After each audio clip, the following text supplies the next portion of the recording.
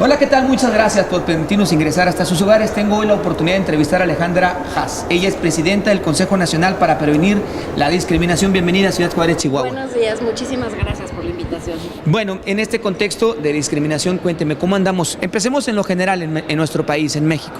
Mire, lo primero que hay que pensar es que la discriminación es un problema estructural, es un problema que no es nuevo. Está metido en nuestras políticas públicas, en la legislación y desde luego en la cultura de la manera en la que nos tratamos. Pero sobre todo una cosa que no se hace visible con mucha frecuencia es que la discriminación nos afecta en el crecimiento y en el desarrollo económico de nuestro país. Y eso es algo que muchas veces en México pasa desapercibido. Pareciera que las estrategias para combatir la discriminación son a costa del Estado o de la sociedad, y es todo lo contrario.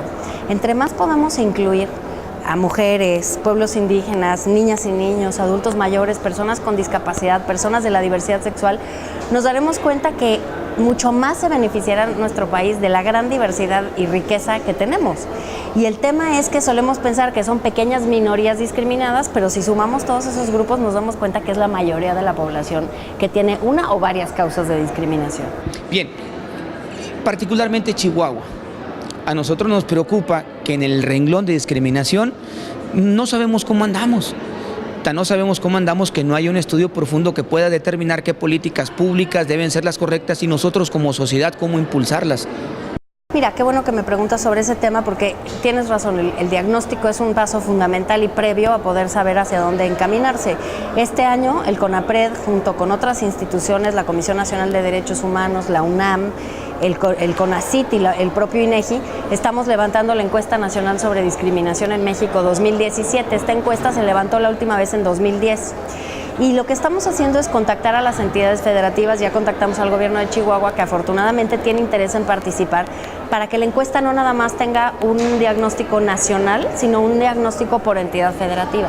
Y eso es muy importante porque, como tú dices, a partir de un buen diagnóstico se pueden hacer políticas públicas para responder a la diversidad. Ahora, Chihuahua es un estado sumamente diverso, hay diversidad religiosa, hay diversidad cultural, los flujos migratorios generan un gran espacio de convivencia, la frontera en sí misma es un espacio altamente rico en diversidad y puede ser un buen laboratorio para enseñarle al resto del país cómo se vive en la diversidad, cómo las contribuciones culturales, económicas y sociales de los migrantes pueden hacer crecer economías y pueden desarrollar sociedades en la medida en la que haya políticas para la inclusión. El asunto es que la percepción que tenemos, los que vivimos sobre todo en frontera, es que vamos tarde a ese compromiso. ¿Cómo creer a un gobierno federal, estatal o municipal que dice que es incluyente y que considera a todos, cuando hoy por hoy en el desarrollo urbano, por ejemplo, de esta frontera, se construye sin considerar espacios para personas con algún tipo de discapacidad? Cuando el transporte público también hace menos, no solo a personas con discapacidad, a personas de la tercera edad. Cuando los niños no conocen y menos pueden defender sus derechos. Cuando la misma mujer, hoy por hoy, y se ha estigmatizado esta frontera, y parece que no avanzamos en el tema, por ejemplo, de la violencia de género. Por el simple hecho de ser mujer, no solo ganas menos, si puedo te despido, te acoso, o estás fuera de cualquier oportunidad de crecimiento.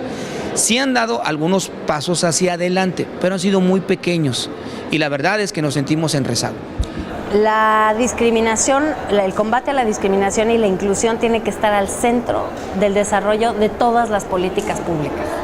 No puede ser un adjetivo, no puede ser una segunda idea después de haber hecho el Plan Nacional de Desarrollo o los planes de desarrollo estatales. Al centro está la discriminación como una de las causas del bajo crecimiento económico, de la inseguridad, está la discriminación. Y justamente por eso hay que construir política pública que responda de una manera más estructural a esta problemática.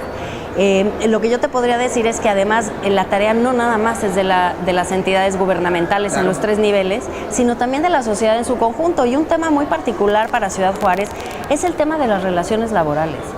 Nosotros en CONAPRED tenemos una norma mexicana de igualdad y no discriminación que creamos con el INMUJERES y con la Secretaría del Trabajo, y a través de esa norma oficial, esa norma mexicana, le ayudamos a empresas, a entidades de gobierno a hacer mejores procesos de reclutamiento, de permanencia y de ascenso en el empleo.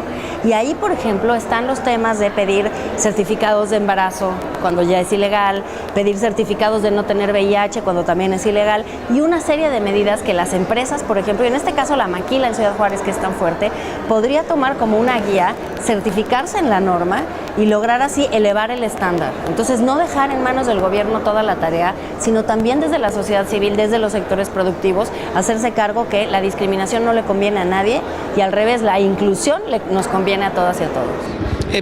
Aquí el gran problema es que la sociedad como tal en su conjunto, niños, mujeres, adultos mayores, no conocemos nuestros derechos. ¿Cómo reclamar lo que no conoces? Y además cuando ves que sí es un asunto reiterativo que se hace cultural. El asunto aquí es, ¿cuántas denuncias han recibido ustedes, por ejemplo, de Ciudad Juárez, Chihuahua, en el último año? ¿3 documentadas? ¿Y solamente, o 4? ¿Y solamente serán las únicas que ocurrieron? Mire, hay que decir que a nivel estatal también recibe quejas la Comisión Estatal de Derechos Humanos y por eso nos compartimos, digamos, los casos. Sí. Entonces no son todos los casos y desde luego la cultura de la denuncia pues se tiene que desarrollar mucho más. El desafío aquí sería, para empezar, crear un consejo estatal de no discriminación y quizá incluso un consejo municipal para Ciudad Juárez. De hecho, hemos conversado en el equipo de poder lograr con Ciudad Juárez un acuerdo estratégico para hacer de un proyecto piloto de consejos municipales de no discriminación, porque nos parece que sería muy bueno para Ciudad Juárez y también para la experiencia para el resto del país.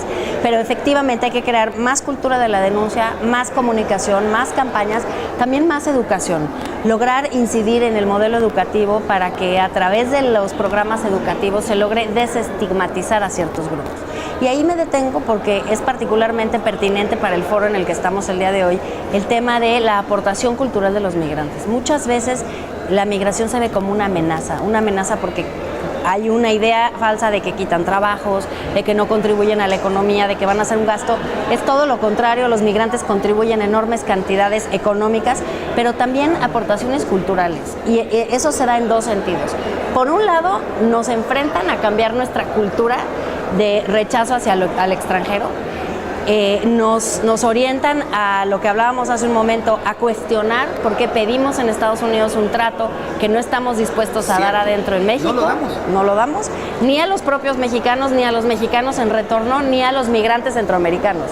Tenemos un desafío importante de elevar nuestro nivel de tolerancia y nuestro nivel de inclusión para que podamos pedir con la misma legitimidad el trato hacia los connacionales, pero después también en términos de cultura, aprender cuánto ganamos culturalmente si logramos incorporar a todo el fenómeno de la migración, que es complejo, los migrantes de retorno, los migrantes en tránsito, los migrantes en destino, que realmente aportan una enorme diversidad cultural a nuestro país y que lo enriquecen enormemente. Bueno, aquí mismo en Ciudad Juárez, nosotros nos enteramos de las políticas migratorias del gobierno de los Estados Unidos y nos incomodamos, nos molestamos, lo expresamos. Pero si llega una mujer, un hombre o un niño de la comunidad rarámuri o tarahumara, etnias propias de nuestra tierra, pues incluso se han documentado casos en donde restaurantes no los dejan entrar para que no molesten al resto de los comensales. Dice uno, no, bueno, exigimos lo que no damos, ¿no? Qué falta de congruencia. Y por eso la política migratoria de Estados Unidos nos pone ante la gran oportunidad de vernos al espejo y de entender cómo nosotros mismos actuamos de manera discriminatoria y lo mucho que violenta a las personas esa política, primero esa convivencia discriminatoria convertida después en política y en legislación. Alejandra Hans, qué placer tenerla con nosotros. Muchísimas gracias, encantada. Bienvenida a Ciudad Juárez las veces que lo necesite. Gracias, muchas gracias. Por sobre todo, gracias a usted, hagamos una breve pausa y ya continuamos.